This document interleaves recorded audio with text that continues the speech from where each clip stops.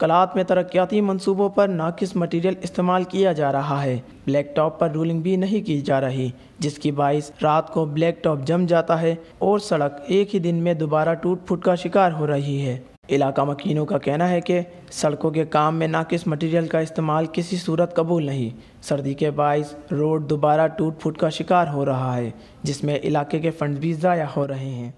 minus مننگ گٹی select سیزن داٹ ما روڈ کل پستے نو داٹ روڈ یا مشار ہو مرے سے دافت دیا ایچ مرے لو مرے بس نمامونا سر کرو گی دایتا تے نمامونا سر کرو گی روڈ شاغن گٹی دا کے رنگو نے دا روڈ شاغن گٹی مت فور داٹی مٹی روڈ پن رے ہو مرے سے یا خنا وجہ نے لونا ولدا دا روڈ اتے تنگو شاغن گٹی میشا سے وارا بیٹنگ گٹی گلی تے کے یورا کو کڈ مسلو ہم اویلی تے کسے کے کروڑا تے تو دس کس 5 لک کل برائے مہربانی کے دا روڈ ولدا کو پس شاغن تے دا مکان کو دا کڈ مسلو دا روڈ تا وجہ ہو مرے سے ایرا سال دا روڈ تو پتہ اور منظوری مر شاغر تا صحیح شاپ پس تاو ہو مرے سے